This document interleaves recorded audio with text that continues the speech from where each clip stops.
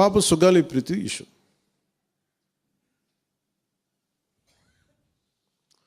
పండ్లున్న చెట్టుగా రాళ్ళు పడతాయంటారు. ఎవరైతే చేయూతనిస్తారో, ఎవరైతే ఆధారం ఇస్తారో వాళ్ళని తిడితే ఎట్లాగా? అసలు ఈరోజు సుగాలి ప్రీతి అనే కేసు ఎలా ఎక్కడి నుంచి బయటకు వచ్చింది మీరు చెప్పండి? ఇలాంటి అన్యాయం జరిగిందని ఎవరికి తెలుసు? ఈ రోజున గత ప్రభుత్వం 2019, 2024లో ఒక ప్రభుత్వం మీద, అప్పుడు ముఖ్యమంత్రి మీద మాట్లాడటానికి అసలు ఎవరికైనా ధైర్యం ఉందా? ఒక ముఖ్యమంత్రిని ఒక మాజీ ముఖ్యమంత్రిని ఆ టైంలో అరెస్ట్ చేస్తే రావడానికి ఎవరు లేరు రోడ్ల మీద. అలాంటి పరిస్థితుల్లో ఓడిపోయి 2 చోట్ల ఓడిపోయి ఉన్న ఒక ఎమ్మెల్యే వాళ్ళ పార్టీకి వెళ్ళిపోతే ఏ మానసిక స్థైర్యం, ఏ ధైర్యం, ఏది ఉంటుంది చెప్పండి ఎవరికైనా? మరి అలాంటి సమయంలో నేను ఒక తల్లి పడ్డ వేదన తీసుకున్నా. నాకే సరదానా 2 లక్షల మంది జనం మధ్యలో నడుచుకుంటూ వెళ్ళి ఆ సమస్యను హైలైట్ చేసి వాళ్ళు సిబిఐకి ఇచ్చారు. సిబిఐకి ఇస్తే మన ఇంటర్నల్ పేపర్ వర్క్ మనకి ఎలా తెలుస్తుంది? ఇంటర్నల్ పేపర్ వర్క్ వాళ్ళు ఇస్తే వాళ్ళు ఏంటంటే జీవో రిలీజ్ చేశారు. మా దగ్గర నుంచి వెళ్ళింది కానీ ఎక్కడికి వెళ్ళాలో అక్కడి నుంచి ప్రొసీడ్ చేయాలి, అక్కడ ఆపేశారు. హోంశాఖ నుంచి వెళ్ళింది సెక్రటేరియట్లో ఎక్కడో నెక్స్ట్ ఫైల్ ఢిల్లీకి వెళ్ళాల్సిన అక్కడ ఆపేశారు. మేము హోంమంత్రికి మేము సిబిఐకి పంపించేసాం అంటే లెటర్ చేశారు, లాక్ చేసి లాకర్లో పెట్టారు. ఇది జరిగింది. ఈ ప్రాసెస్లో ఏం చేశారు, వాళ్ళకి ఈ కేసు కొంచెం సెన్సిటివ్ కేసు కాబట్టి మీకు చెప్తాను. సుగాలి ప్రీతి నేను ఎందుకు కొంచెం సున్నితంగా మాట్లాడాలి ఈ విషయం ఏదంటే, మీకు ఒక అన్యాయం జరిగినప్పుడు, ఎవరికైనా ఒక అన్యాయం జరిగినప్పుడు మనం ఏం చేస్తామంటే, నాకు ఆ వ్యక్తికి శిక్ష పడాలి, ఇంకింతే ఉండాలి. వాళ్ళు ఏం చెప్తున్నారంటే, ఎవరైతే ఈ వెనకున్నారో, మరి గవర్నమెంట్ ద్వారా వచ్చారు, గత ప్రభుత్వం ఎలా వచ్చారో, వాళ్ళు ఏం చేశారంటే, మనం పెట్టిన ఒత్తిడి, ఆ రోజు 2 లక్షల మంది మనం జనంతో తీసుకెళ్ళి అది నేషన్ వైడ్ ఇష్యూ అయ్యేటప్పటికి వాళ్ళు చేసింది ఏంటంటే, మనం చేసిన పోరాటం వల్లే ఎస్సీ ఎస్టీ అట్రాసిటీ కేసు బాధితులకు చట్ట ప్రకారం ఇచ్చే ప్రయోజనాలు, పరిహారాలు వారి కుటుంబానికి దక్కాయి. కర్నూలు రూరల్ మండలం దిన్నెదేవరపాడులో 5 ఎకరాల వ్యవసాయ భూమిని కేటాయింపబడింది. ఆ గ్రామం కర్నూలు నగరానికి 9 కిలోమీటర్ల దూరంలో ఉంది. ఈ రోజున మార్కెట్ వాల్యూ కనీసం ఎకరాకి, అది వాళ్ళు చెప్పడం మీరు క్రాస్ చెక్ చేసుకుని 2 కోట్ల వరకు ఉంటుందని చెప్తా ఉన్నారు. వీరి కుటుంబానికి కర్నూలు కార్పొరేషన్లో కల్లూరు వద్ద 5 సెంట్ల ఇంటి స్థలాన్ని కేటాయింపు చేసిన ప్రభుత్వం. సెంటు 10 లక్షల నుంచి 15 లక్షల వరకు ఉంటుంది. పాప 2 తల్లిదండ్రులకి రెవెన్యూ శాఖలో జూనియర్ అసిస్టెంట్గా ఉద్యోగం ఇవ్వడం అయింది. ఇది కాకుండా, ఇది మన పోరాటం వల్ల ఒత్తిడి పెట్టడంలో వచ్చినాయి.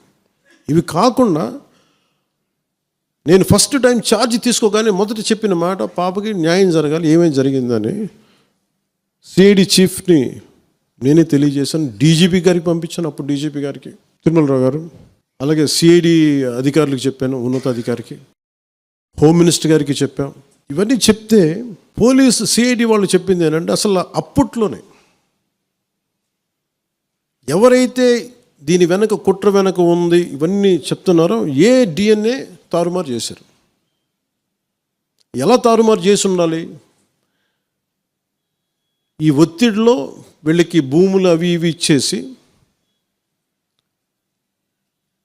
మరి ఏం చెప్పారు నాకు తెలియదు కానీ వాళ్ళు, నాకు తెలిసి వాళ్ళు ఈరోజు పోలీసు చెప్తుంది ఏంటంటే, సాక్ష్యాలు వీళ్ళు చెప్తున్న వ్యక్తుల మీద వాళ్ళ డిఎన్ఏకి దీనికి మ్యాచ్ కావట్లేదు. ఇది వాస్తవం. కోర్ట్స్ ఏం చేస్తాయి, పోలీసు ఏం చేస్తారు, దీన్ని కూర్చోబెట్టి. ఎందుకు చెప్తున్నానంటే, ఇది వివేకానంద రెడ్డి గారిని చంపేశారని తెలుసు అందరికీ. ఎవరైతే చేస్తున్న నిందితులు ఉన్నారో వాళ్ళు ఒక్కొక్కరుగా చంపేస్తున్నారు వాళ్ళని. మరీ గత 5 సంవత్సరాల్లో ఇట్స్ ఎ క్లాసిక్ కేసెస్ ఇవి. ఈ ప్రక్షాళనకే పూనుకున్నాం మనం.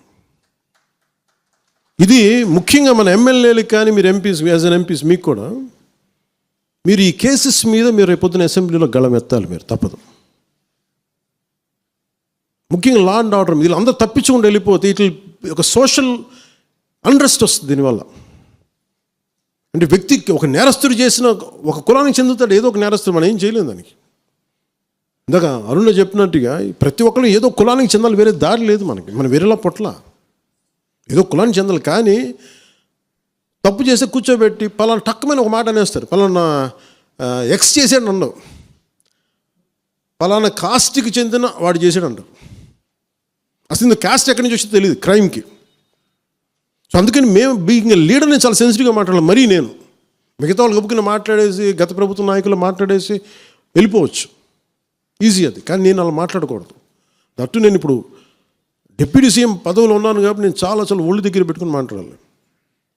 అందుకని ఇవన్నీ మీరు ఒక్కసారి దీంట్లో కూడా ఆ పాపకి న్యాయం జరగాలి, దోషులుంటే శిక్షింపబడాలి, దాంట్లో అసలు ఎప్పుడు లేదు. కానీ ఇలా ఒత్తిడి పెట్టాల్సిన వారికి కూడా నా విన్నపం ఏంటంటే, మీరు అసలు ఈ కేసు ఎవరి వల్ల బయటకు వచ్చింది మీరు చెప్పండి. సో మా త్రికరణ శుద్ధిని, మా చిత్తశుద్ధిని మీరు తక్కువ ఎంచినా. ఇక్కడ కేసులు వాళ్ళు కూర్చోబెట్టి నేను వెళ్ళి సాక్ష్యాధారాలు నేనేం క్రియేట్ చేయలేను. అక్కడ గత ప్రభుత్వం చేసిన తప్పులు కొనేసారు వీళ్ళు చాలామందిని. మరి ఏం కొన్నారు, ఎలా కొన్నారు, దీని మీద కేసు పెట్టాలి. ది లెట్ ఎంటైర్, ఇది నా ఒక్కడి కేసు కాదు, ఇది ఎంటైర్ సొసైటీకి ఇది సిచ్యువేషన్. మీరందరూ కూర్చొని ఒకసారి మన ఎమ్మెల్యేస్ అందరూ కూడా, మన నాయకులందరూ కూర్చోబెట్టి you try to take it to home minister గారు, including law and order CM గారి దృష్టిలో చేతిలో ఉంటుంది. కాబట్టి నేను ఇంతకుమించి దీని మీద మాట్లాడకూడదు.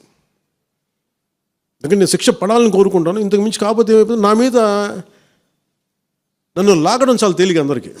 ఎందుకంటే నేను మెత్తని మనిషిని కదా, నా మీద రాళ్ళు వేసేయండి ఈజీ, నా చొక్కా పట్టుకొని ఈజీ. అదే గత ప్రభుత్వ ముఖ్యమంత్రిని పట్టుకోమని చెప్పండి, ధైర్యం కూడా చేయరు, ఇప్పటికీ ధైర్యం చేయరు. ఎందుకంటే వాళ్ళ మనుషులు ఇళ్లలోకి వచ్చి కొడతారు, క్రిమినల్స్ వచ్చి ఇళ్లలోకి వచ్చి కొడతారు, చంపేస్తారని భయం. మనం ప్రజాస్వామ్యం కదా, మనం భరించాలి. అందుకని దయచేసి దీన్ని మీరు ఒకసారి కూర్చోబెట్టి ఒకసారి మన గౌరవ శాసనసభ్యులు, మంత్రివర్గ సహచరులు, లెజిస్లేటివ్ కౌన్సిల్ మెంబర్స్, పార్టీ నాయకులు అందరూ దీని మీద ఒకసారి, స్పోక్స్ పర్సన్స్, వీర మహిళ నాయకులు, మీరందరూ ఒక్కసారి కూర్చోబెట్టి ప్రతి ఒక్కరు కూడా దీని మీద, ఇది ఎందుకంటే ఇది ఒక కేసుగా చూడకండి, ఇది గర్ల్ చైల్డ్ తాలూకు ప్రొటెక్షన్ చాలా ఎసెన్షియల్. అందుకని దీన్ని సోషల్ మీడియా యాక్ట్ కానీ ఇవన్నీ మాట్లాడాలని పొద్దున్న నిర్ణయించుకున్నాం. ఇది ఒకసారి మీ దృష్టికి తీసుకొస్తా ఉన్నాను.